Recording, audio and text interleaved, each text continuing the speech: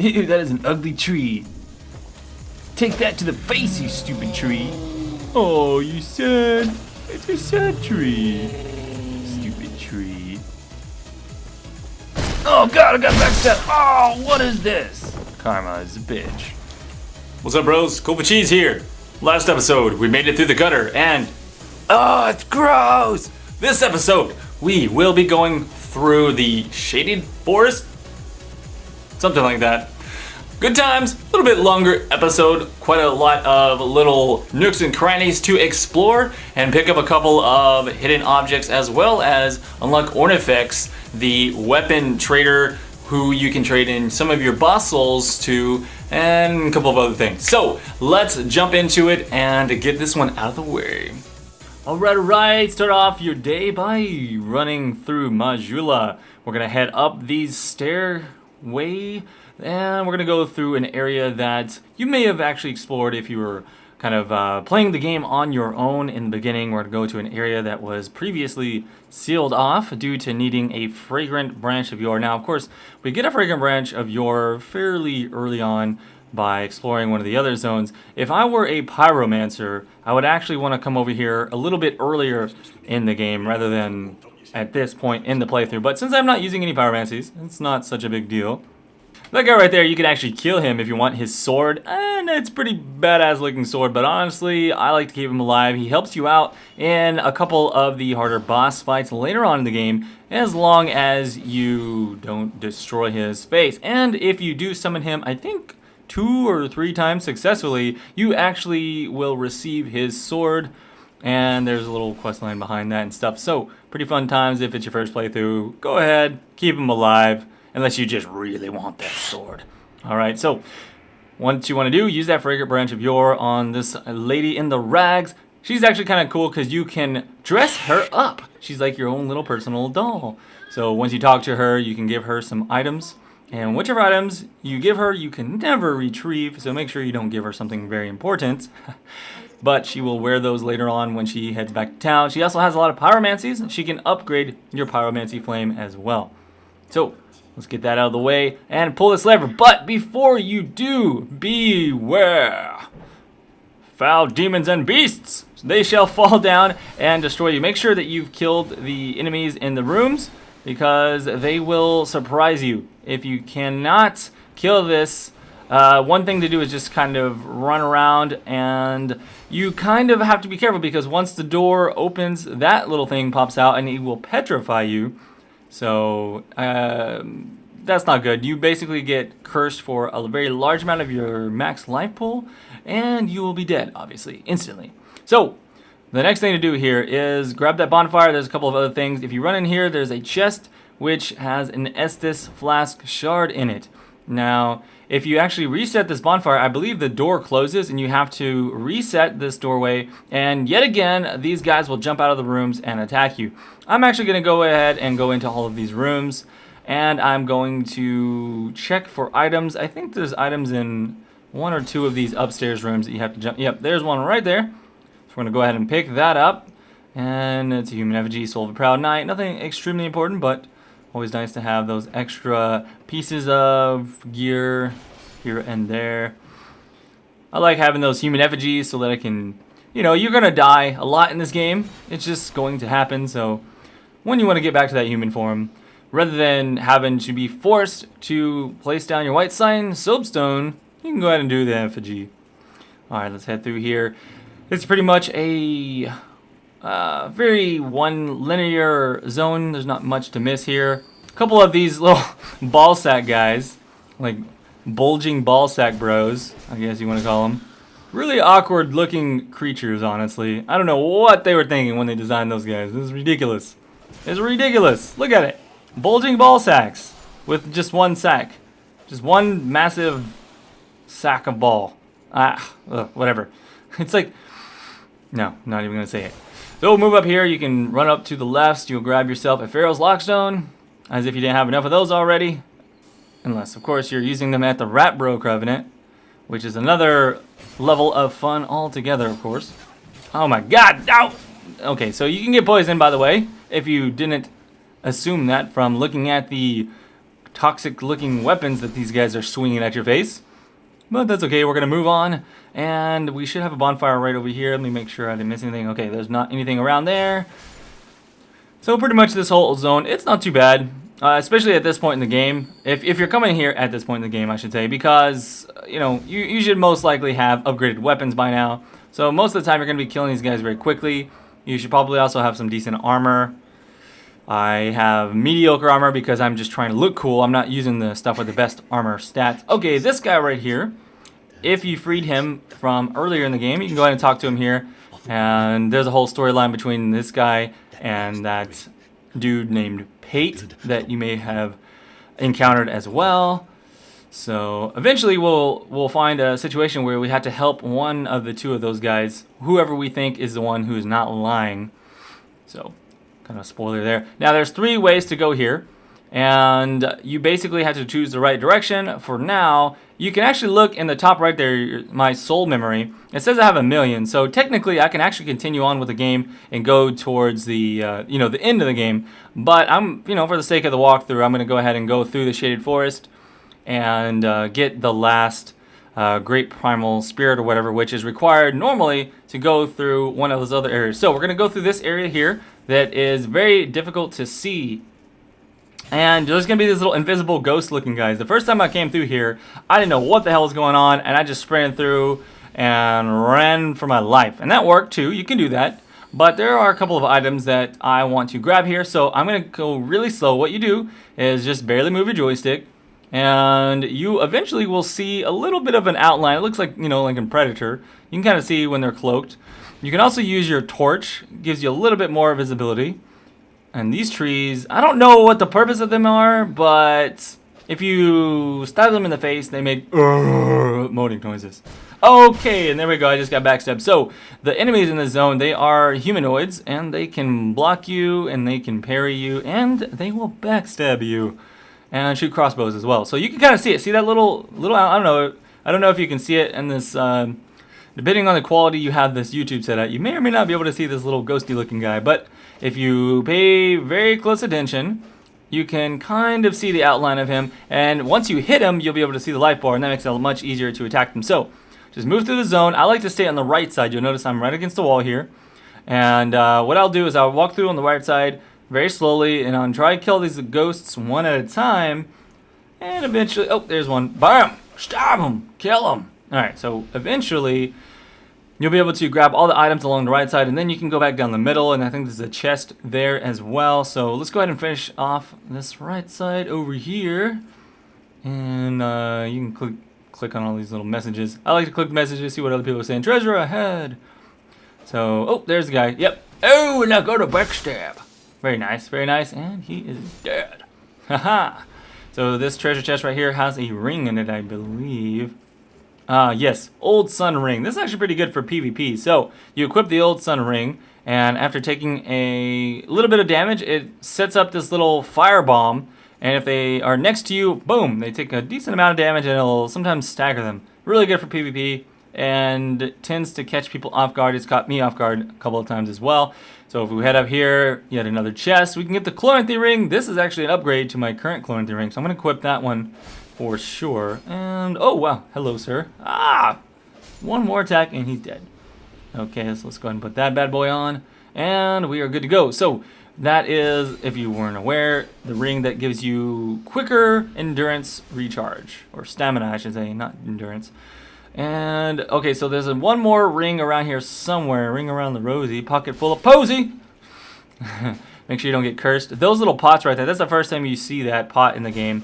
It will curse you if you stand next to. Actually, that's not the first time. I think we saw it in that cave when we were going to the skeleton lords. And oh my god, I'm gonna get killed! Okay, let's run away from this guy. Let's make sure that. Okay, I'm dead. So let me just go ahead and fast forward back to this same chest. Basically, just wanted to get the contents of this chest right here, and he's dead. So yeah, this is a little bit annoying. If you want to get all the items, if you don't care about all the items, you can literally just sprint straight through the zone until you get to the end, and that should do it fine for you. Clear bluestone ring is pretty good if you are using magic, which I'm not. I believe I was wearing that ring on my other character, my first character, which is my sorcerer because it increases the spellcasting speed. It's really good for PvP. Alright, now I'm going to run through here. We're going to stay along the edge. Once again, there's 2 different areas you can go to. And right here is actually the correct direction to go if I want to finish this. Okay, this is where okay, I'm going to come back here. This is the next area that we're going to finish up.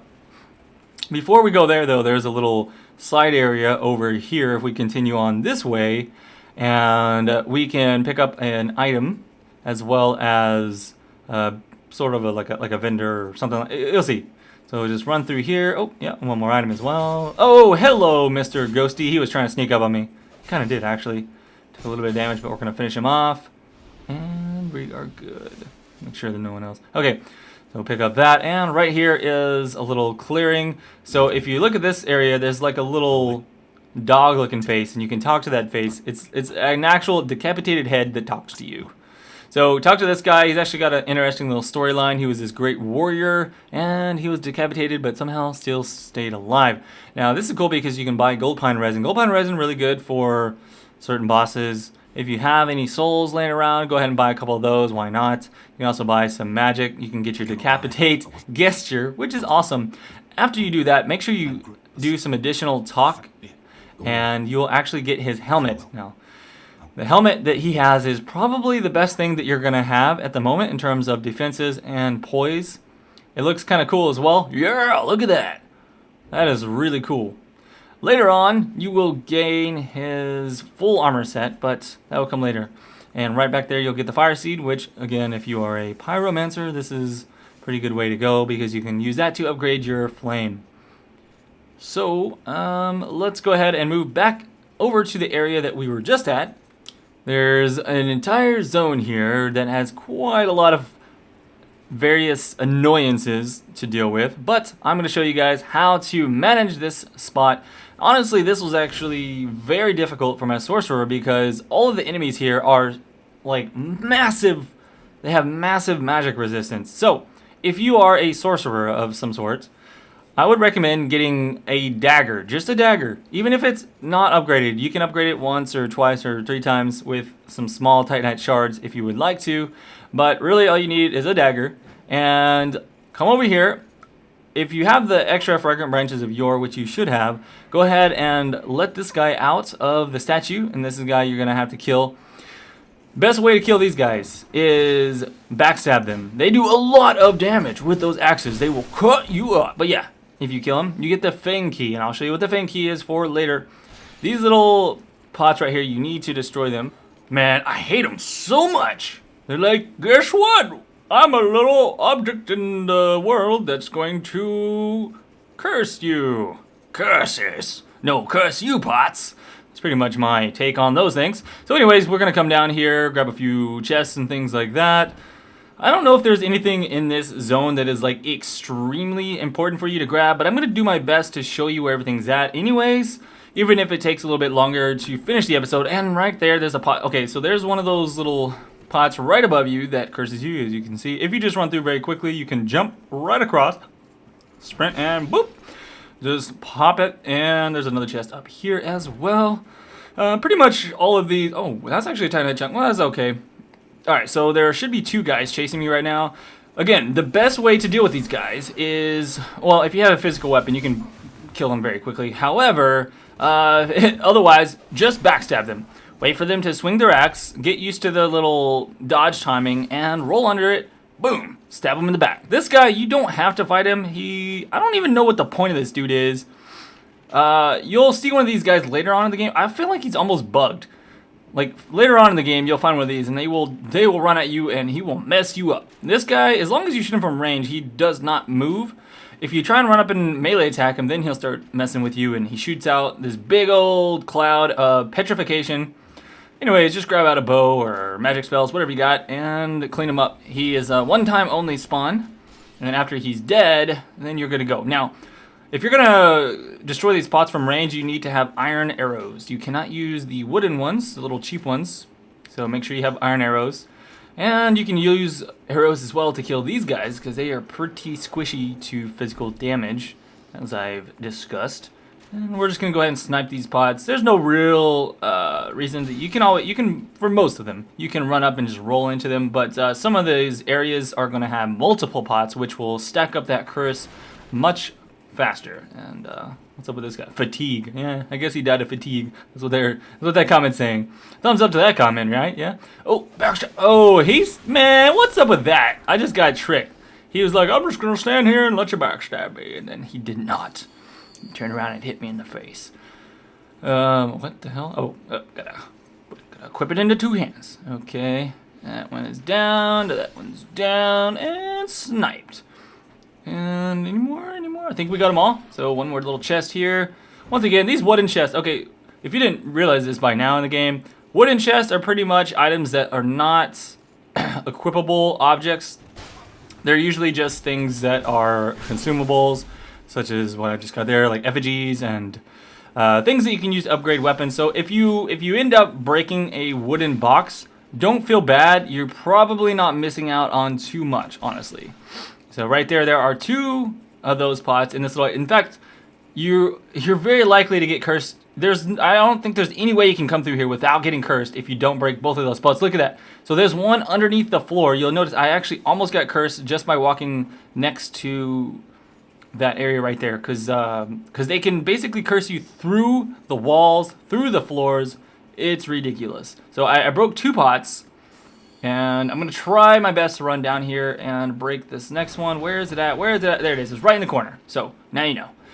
Break the 2 pots with some kind of ranged attack, and now you're in this little zone. Now this is a side area. You don't have to come here, but I recommend it because, okay, see this guy right here? That looks scary, right? Well, yes, it does look scary, but he's actually a good guy. Let's go ahead and stab this. Come on! Yeah! I hate those things. Those are so hard to kill, but I think that's the point. All right, so if you want to run up here, just do a sprint and a jump, and okay, or not, and one more try. 3rd time's a charm. Okay, open up the chest. And so again, not a wooden chest, so we get an actual item. So this guy right here, his name is Tark, Manslayer Tark, or I don't know, something like that. The only way to talk to him, you need the Ring of Whispers. Now, if you remember from my past episode, we bought the Ring of Whispers from the cat in Majula. In case you missed it, the cat in Majula, Ring of Whispers. This is pretty much the only time you need that ring. And just talk to this dude. Exhaust your dialogue. I believe you will get another gesture that you can learn. And you also gain the ability to summon him to help you fight the boss. Bit of a spoiler there, I guess. Sort of. I don't know. Whatever. That is my pro tip for you. Use him to fight. It's actually really badass to have a big scorpion fighting a boss. Yes, indeed. And you'll see that soon enough. So this guy right here is actually a little bit stronger. That's a captain. And I believe, I looked this up, but I don't remember exactly what it was. But if you kill that guy, he has a chance of dropping certain items. So if you want to keep coming back here and farming that one specific lion dude right there, then you can get, I think, like some armor or a weapon or something interesting. You will have to look that up on the wiki yourself because I'm too lazy to do that and tell you right now. But there you go. So you notice that other dude that was set in stone. Don't use a fragrant branch of yore on that, please, because that is simply a shortcut to another area to get back to that you can easily get to without breaking or without using a fragrant branch of yore. Now right here, you may or may not see this little hole, but there are some wooden planks here that will drop you down. Either way, be careful. You do not want to drop right down there. You can get there another way, and I'll show you that in just a little bit. So let's go ahead and finish off this dude. Okay, you can use a fragrant branch of yore right here. I'm not going to, because let me go ahead and just tell you the contents of the chest. If you are a spellcaster of any sort, I would definitely go open that chest. So let that guy free and go open the chest. I highly recommend it. There is Lion Mage armor, and all of the armor gives you much faster casting on all of your abilities. So if you want to have really fast spellcast, go open that chest. You can use that armor. It looks kind of interesting as well. And you're going to have a really fast cast speed. You can combine that with the ring that we found earlier, and you'll be good to go. Alright, so coming up here, I believe one more item right over this area. Oh, there it is. And just the Skeptic's Spice. Of course, those are good if you are going to be trying to use the really late game sorceries or magics or whatever, because you can reduce the requirements of them. All right, so right here is a little secret area, sort of ish. You want to drop down into it just by walking over it, and you can pick up the chest. Homing soul mask, which is amazing. And this little thing right here we'll worry about later, but the main thing you want to do is talk to this guy. This is the Darkdiver